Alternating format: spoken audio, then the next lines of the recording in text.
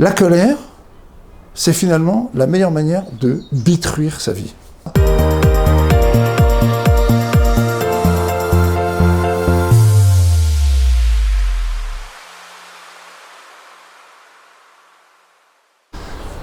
Regardez, j'ai une barbe blanche là, j'ai pas 70 ans, hein, j'ai 58 ans au moment où j'enregistre cette vidéo, mais j'ai quand même la bouteille, hein, j'ai vu beaucoup de gens. Et alors, il y a toute une série de gens que je connais, ils sont extraordinaires, ils ont raison, hein, ils ont toujours eu raison. Hein. Alors ils ont raison, mais tout le temps. Ils n'ont jamais eu tort. Ben, il n'y a qu'un seul problème, ils sont seuls. Il n'y a plus personne autour d'eux, mais ils ont raison. Hein. Alors c'est des gens qui avaient tellement raison, qu'ils passaient leur temps à expliquer aux autres pourquoi ils avaient raison. Et puis quand les autres ne voulaient pas entendre pourquoi ils avaient raison, ils leur criaient dessus pour leur expliquer pourquoi ils avaient raison. Puis quand ils avaient fini de leur crier dessus, ils tombaient en dépression parce qu'ils voyaient que personne ne les écoutait. Puis après ils repartaient à l'attaque. Comment ça, on ne m'écoute pas moi? Mais enfin ça va la tête, oui. J'ai raison. Et de raison en raison, ils ont fini parfois par perdre la raison. Et ils sont devenus un petit peu déraisonnables. Et à la fin, ils ont tellement enquiquiné tous les gens qui étaient autour d'eux à chercher à avoir tout le temps raison, que finalement ils se sont retrouvés tout seuls.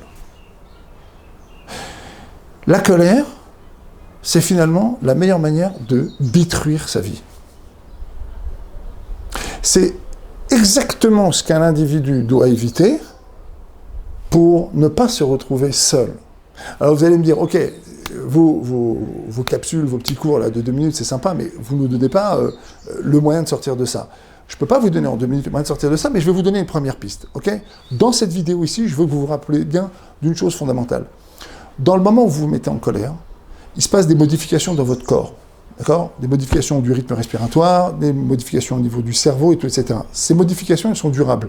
Il faut beaucoup de temps pour en sortir. Ça, on le sait aujourd'hui au niveau scientifique. Au niveau spirituel, psychique, mental, c'est encore plus terrible que ça, puisque le Zohar, qui est le texte de la mystique juive, nous dit que l'âme sainte, la partie divine qu'on a en nous, elle s'enfuit quand on est en colère. Et donc, qu'est-ce qui reste? Il reste des forces spirituelles destructrices, négatives, qui prennent le contrôle de l'individu. Alors, vous voyez, je peux vous le dire au niveau psychique, c'est de l'autodestruction. Je peux le dire au niveau spirituel, vous perdez le lien avec le Créateur, donc vous perdez le lien avec la spiritualité qui est en vous. Il ne reste plus rien. Il reste le corps, il reste des choses qui ne sont pas intéressantes. Et c'est ce qui fait, on va dire à la fois de manière psychologique et mystique, que le coléreux, la coléreuse, est quelqu'un qu'on fuit. Alors ne profitez pas de cette cassette pour commencer à dire, tu vois, je te dis, t'arrêtes de te mettre en colère. Hein. Prenez-la pour vous d'abord dans un premier temps, réfléchissez pour vous, et ne l'utilisez pas pour commencer à vous mettre en colère sur l'autre. Ok? À bientôt.